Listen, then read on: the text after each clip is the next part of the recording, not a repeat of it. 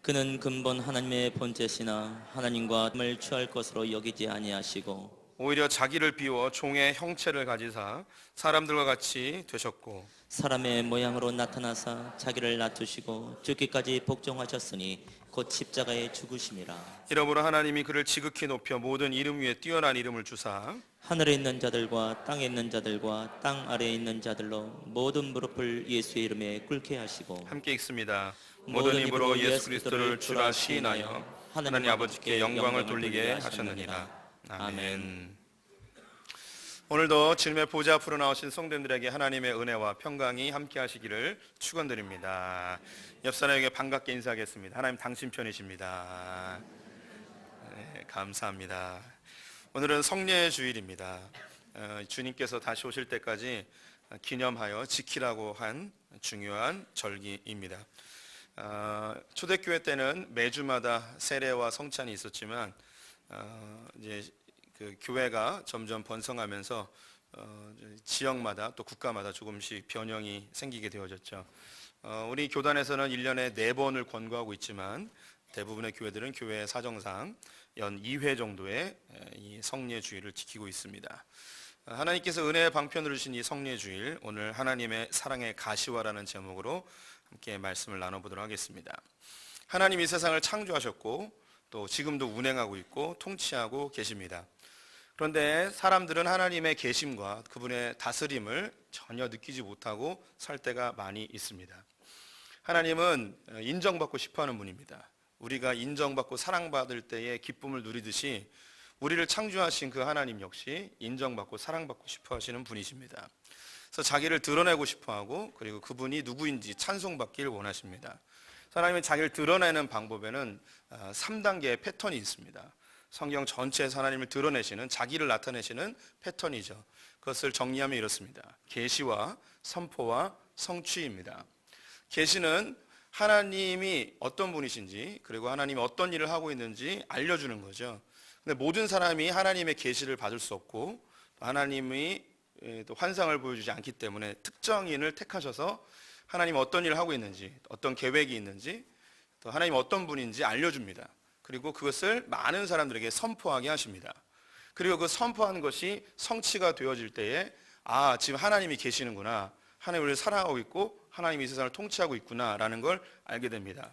그래서 어떤 일이 벌어질 것이다, 그리고 하나님이 이런 일을 하고 있다라는 걸 선포하여서 알려주는 거예요. 그것이 기록되어진 성경입니다. 그래서 이것이 실현이 되어지면 정말 하나님이 계시는구나 라는 거죠. 그럼 왜 하나님은 계시와 선포와 성취의 과정을 통하여서 자기를 드러내시는가?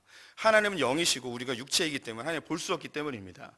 그래서 하나님이 하시는 일을 보고 하나님이시구나 라는 걸 알 수 있게 되는 것이죠. 대표적인 예가 어디에 있냐면 성경 전체가 그러지만 가장 쉽게 성도님들이 이해할 수 있는 출애굽기를 보게 되면 10가지 재앙이 있습니다. 하나님이 모세에게 이러이러한 재앙이 일어날 것이라고 미리 알려주십니다.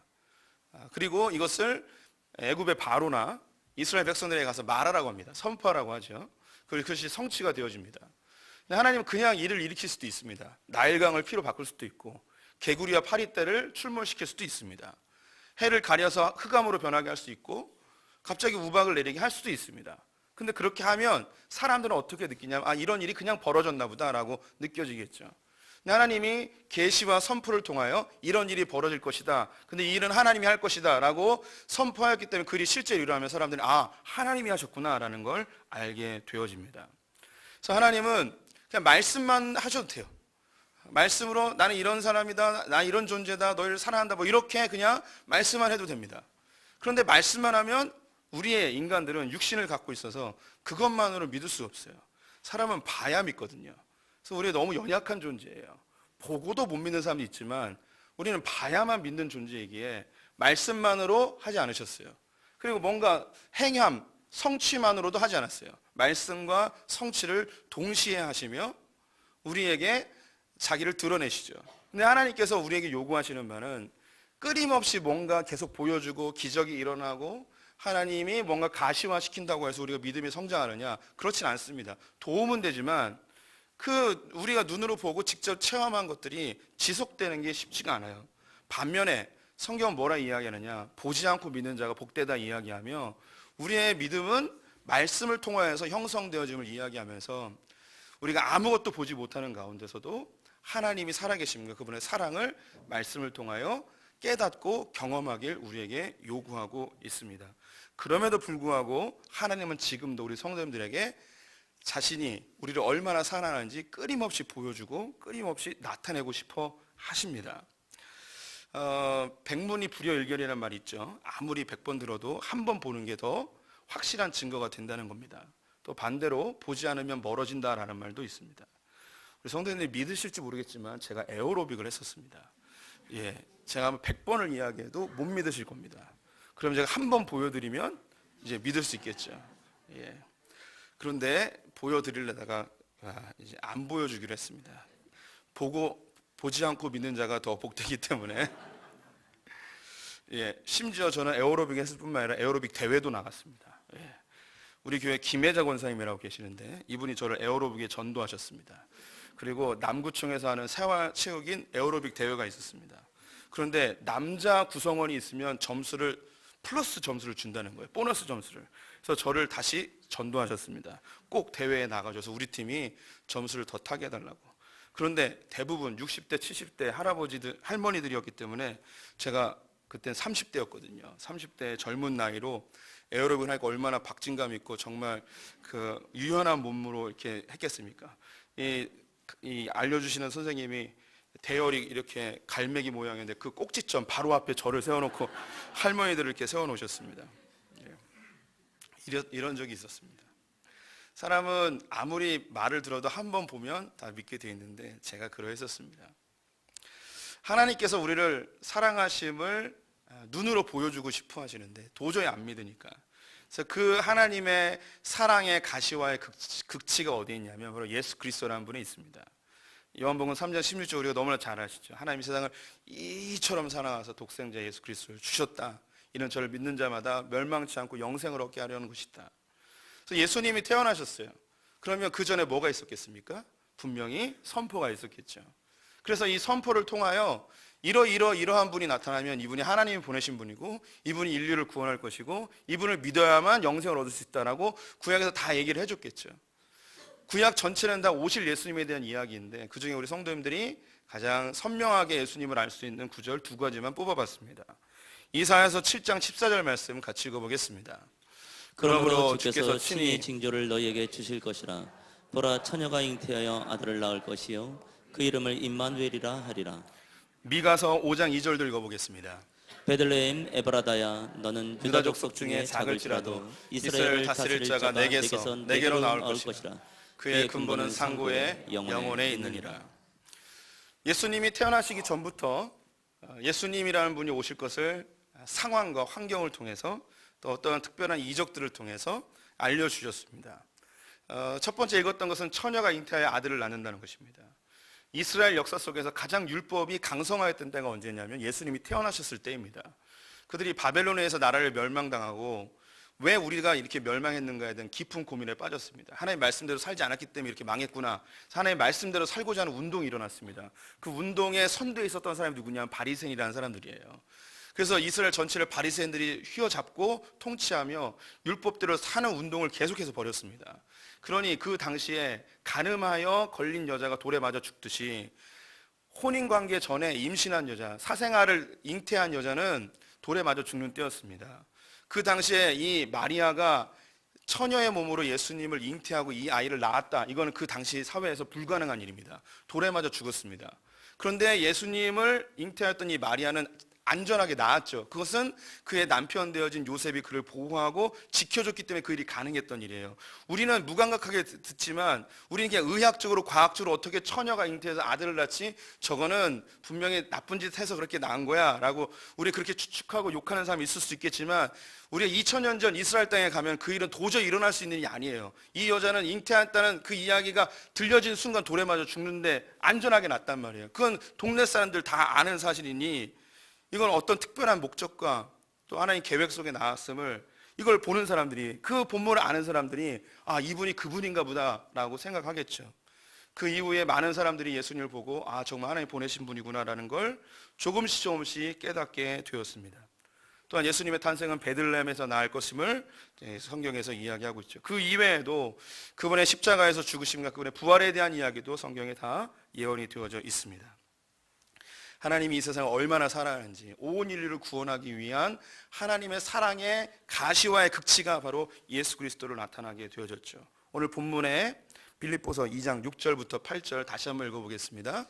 그는 근본 하나님의 본체시나 하나님과 동등됨을 취할 것으로 여기지 아니하시고 오히려 자기를 비워 종의 형체를 가지사 사람들과 같이 되셨고 사람의 모양으로 나타나사 자기를 낮추시고 죽기까지 복종하셨으니 곧 십자가에 죽으심이라.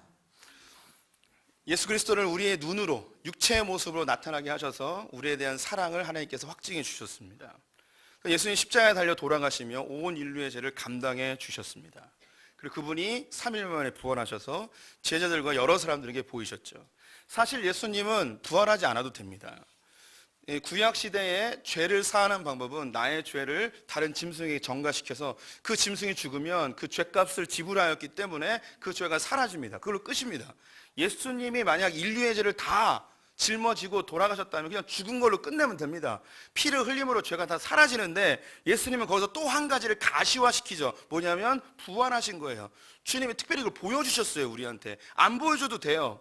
그런데 이 보여줄 때도 아무한테나 보여준 게 아니라 예수님이 하나님의 아들이라는 걸 믿는 자들에게만 특별히 보여주셨어요. 왜 보여주셨는가? 하나님의 사랑의 가시화가 거기서 다시 한번 나타나는데, 우리는 죽음의 죄로 인하여 죽는다는 걸 알고 있습니다. 그 당시 유대인들도 알고 있었습니다. 근데 이 사람이 죽지 않고 살아났다는 건 뭘 이긴 거냐면 사망을 이긴 것이고 죄를 이긴 겁니다.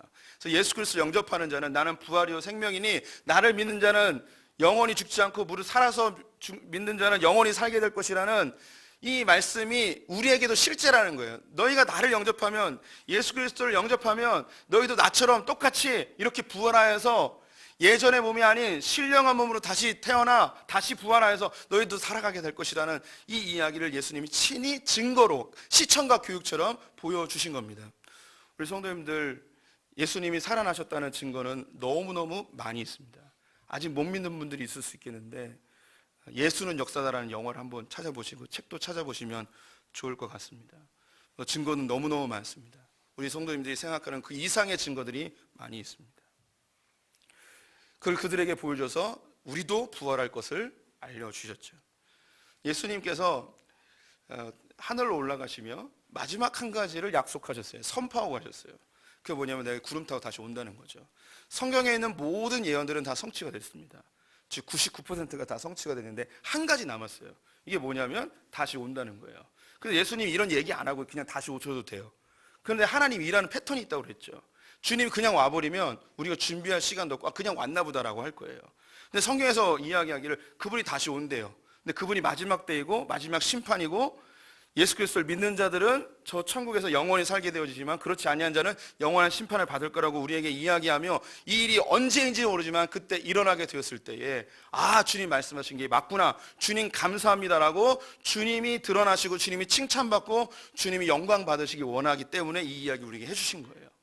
그래서 떠나면서 내가 언제 올지 모르지만 그때까지 너희들이 이 신앙을 잘 지키기 위해서 몇 가지 부탁한다 하면서 부탁한 게 있는데 그것이 바로 이거예요.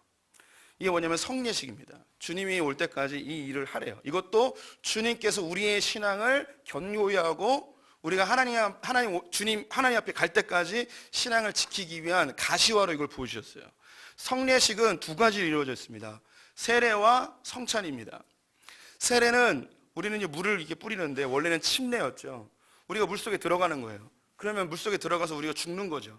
우리가 수장되는 거예요. 그래서 옛사람이 죽고 다시 일어나면 새 사람이 되는 거예요.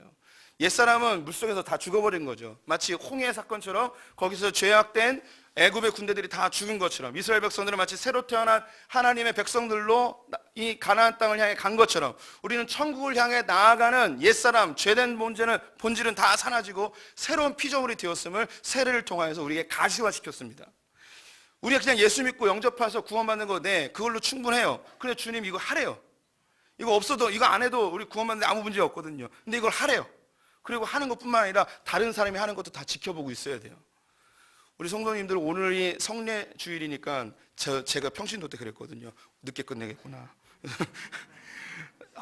오늘 몇 명이나 세례 받아서 시간이 오래 걸리지? 막 이런 생각을 할 거예요. 그리고 오늘 성례주일인지 깜빡하고 왔는데 똥 밟았다. 막 이런 생각하는 분도 있을지 몰라요. 우리에겐 그렇게 이 성례주일이 그렇게 감동되지 않아요. 내가 처음에 세례 받았을 땐 그럴 수 있었지만 다른 사람이 세례 받고 이렇게 하는 거 보면 별로 그렇게 은혜가 되지 않아요. 그런데 주님이 이걸 가시화시켜서 성도들 앞에서 이걸 집단으로 하라는 거예요. 왜? 우리 성도님들이 이 성례식이 있을 때마다 다시 한번 리마인드하는 거예요. 가시화되어진 시청각 교육을 하는 거죠. 저 사람이 지금 세례를 받고 있지만 저 자리에 누가 원래 있어야 되냐? 내가 있어야 되는 거예요. 내가 저 물속에 잠겨서 내가 죽었다가 다시 태어났다는 사실을 시청각 교육을 통해서 계속해서 기념하고 또 생각나게 하도록 할 수만 있으면 욕조 만들어 놓고 진짜 침례를 주고 싶어요. 우리 교단에서는 세례를 주는 걸로 하였기 때문에 세례를 주고 있지만 다른 교단에서는 실제로 침례를 주기도 합니다. 진짜 말 안 듣는 성도 같은 경우 꼬르륵꼬르륵 할 때까지 계속 있다가 정말 죽을 것 같으면 딱 세워놓고 막 이러고 싶기도 해요.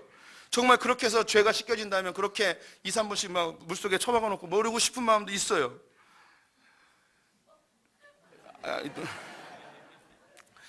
나쁜 사람 아니에요, 저. 우리 성도님들이 이 세례식을 1년에 2차례씩 보면서 그 마음을 가져야 돼요. 내가 또 죽는구나. 죽는 연습도 하시는 거예요. 나 또 새로 태어나는구나. 그런지 누구든지 그리스도 예수 안에 있으면 새로운 피조물이라. 이전 것은 지나갔으니 보라 새 것이 되었도다. 새롭게 되었음을 다시 기억하시는 거죠. 우리가 새롭게 되었다면 이제 우리의 육신은 비록 이 제한된 육시 속에 살고 있지만 우리는 믿음으로 하늘에 속한 사람으로 살아가고 있습니다. 주의 생명이 내 안에 간직되어 있단 말이에요. 이 죽어질 육신은 언젠간 죽겠지만 내 안에 있는 예수 그리스도의 생명은 영원히 살도록 하기 때문에 우리 안에 있는 새로운 존재가 있단 말이에요. 영적 존재가. 그러면 이 영적 존재도 무언가 공급을 받아야 돼요. 그래서 땅에서 나는 양식이 아니라 하늘로부터 공급되는 새로운 양식으로 살라는 거죠. 그래서 하늘로부터 공급되어지는 새로운 양식을 보여준 게 이거예요. 그래서 떡과 포도주를 먹으며 신령한 양식과 신령한 음료를 먹으며 네가 비록 육체에 제한된 삶을 살고 있지만 네 속에 있는 그 영, 하나님께서 새롭게 하신 그 새로운 피조물은 이 땅의 양식이 아니라 하늘의 양식으로 먹고 살아야 된다는 걸 보여주는 거예요. 그래서 이걸 먹으면서 우리 성도님들은 내가 하늘에 속한 자이지, 이 땅에서 무엇을 먹을까 마실까 이런 것만 위해 사는 게 아니라 주의 나라 영광을 위해 살며 내가 그렇게 지내야지. 이 떡과 포도주는 단순한 떡과 포도주가 아니라 말씀과 성령의 충만함을 상징적으로 보여주고 있습니다. 내가 이 땅을 살 때에 음식을 먹으면 그것이 에너지가 돼서 살아가지만 내 안에 있는 이 영은 하나님의 말씀과 성령의 충만으로 가득 채워져야만 이 험한 세상에 믿음 지킬 수 있구나라는 생각을 하며 이 성찬에 참여하셔야 합니다. 성찬도 어떻게 보면 굉장히 지루합니다. 떡을 돌리고 또 포도주를 또 먹기까지 상당히 많이 긴 시간을 기다려야 됩니다. 그때 어떻게 우리는 반응할지 몰라서 고개 숙이고 뭔가 기도하는 척하며 어떻게든 은혜를 받아보려고 힘쓰고 애쓰지만 그냥 시간이 그렇게 하고 때로는 졸리다가 옆에 사람이 깨워서 그때서야 잔을 들기도 하고 그러기도 합니다. 주님 참 짓궂으신 게 뭐냐면 술 먼저 주고 안주를 나중에 주는 게 아니라 안주를 먼저 준 다음에 술을 줘서 우리로 하여금 이것이 술자리가 절대 아님을 기억하게 하시는 그런 주님의 배려도 또한 느껴질 수 있습니다. 우리 성도님들 이 양식을 대하시면서 내가 하늘에 속해 있다는 사실을 기억해 주시기 바랍니다. 이 음료를 대하면서 내 힘으로 살지 않고 성령의 능력으로 살아야겠다는 다짐의 시간이 되셨으면 좋겠습니다. 또 한 가지는 성경의 모든 예언이 성취되었지만 마지막 남은 한 가지, 주님 다시 오신다는 사실, 이거 기억하시며 믿음 끝까지 지키는 분들 되시기를 주님의 이름으로 축원드립니다. 이제 성례식을 진행하도록 하겠습니다. 먼저 학습, 세례, 문답식을 하도록 하겠습니다. 먼저 학습,